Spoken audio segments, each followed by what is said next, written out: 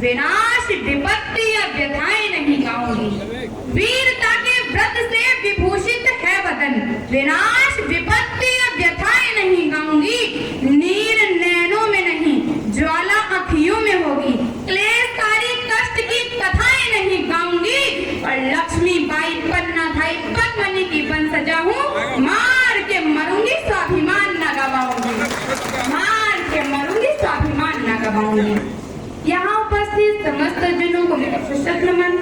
मैं श्री सुनील सिंह भदौरिया की पुत्री एवं युवा राष्ट्रीय अध्यक्ष पुष्पेंद्र सिंह भदौरिया की बहन शुभी भदौरिया आपके समक्ष अपने विचार रखती हूँ।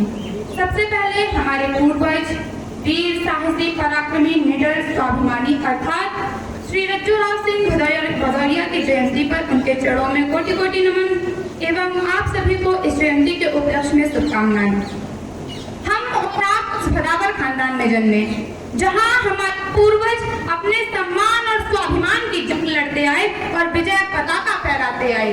और ऐसा नहीं कि हमारे पूर्वज किसी एक जाति या एक समाज के लिए लड़े, हमारे पूर्वजों ने संपूर्ण राष्ट्र व देश हित में अपने बलिदान दिए और वही नीति हमें भी अपनानी होगी। अगर बात सम्मान और स्वाभिमान पर आ जाए तो हम सर कटा भी सकते हैं और सर काट भी सकते हैं। वही हमारे लिए गर्व की बात तो ये है कि अगर बात हमारे सम्मान और स्वाभिमान पर आ जाए तो हमारी माताओं द्वारा मस्तक पर तिलक लगाकर हाथों में तलवार थमाकर रणभूमि में विजय पताका फहराने के लिए भेज देती और कहती कि हम उस कुल में जन्मे जहां रणभूमि में या तो विजय या वीरगति, इसके अलावा कोई तीसरी उपलब्धि हमारे लिए बनी ही नहीं।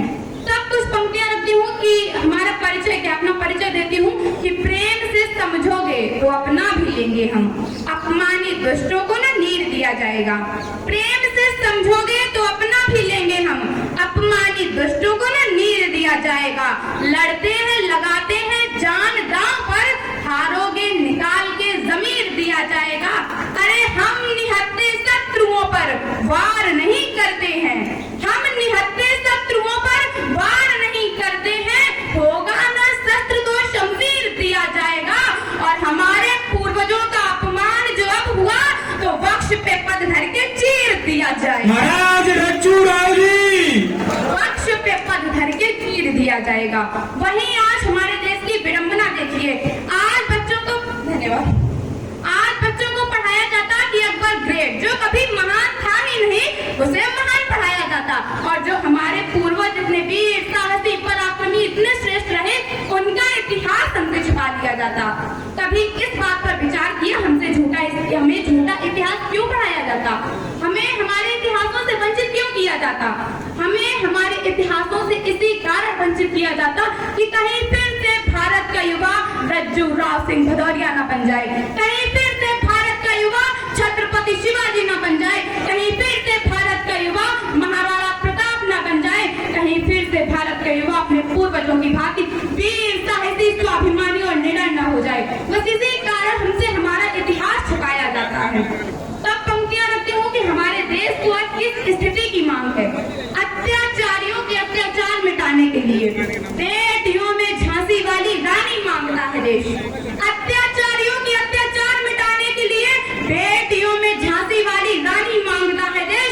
देशद्रोहिता के किले ध्वस्त करने के लिए शेखर सुभाष सी जवानी मांगता है देश। और सौर्यता बनी रहे सभी देशवासियों में रायन महाराणा सी कहानी मांगता है देश। भारत की आन बान शान स्वाभिमान में आज इन भुजाओं में भवानी मांगता है देश। भारत की आन बान शान स्वाभिमान में आज इन भुजाओं में भवानी मांगता है देश। तब कहती हूँ कि इतिहास हमारा पढ़ लेना, रक्त से शब्द सजाए हैं। इतिहास हमारा पढ़ लेना, रक्त से शब्द सजाए हैं। जब सर कटते थे धड़ लड़ते थे तब छत्री कहलाए हैं, जब सर कटते थे धड़ लड़ते थे तब छत्री कहलाए हैं। वहीं एक प्रश्न और अब तक पहुंचाती हूँ कि अभद्रता छोड़कर देश की युवा पीढ़ी को योद्धाओं की वीरता पढ़ाई गई क्यों नहीं। अभद्रता छोड़कर देश की युवा पीढ़ी को योद्धाओं की वीरता पढ़ाई गई क्यों नहीं। और देश धर्म धर्म चिल्लाने से क्या होगा, बताओ देश में गौ माता बचाई गई क्यों नहीं। और देश के लिए वीरों ने जान अपनी गवाई, ये बात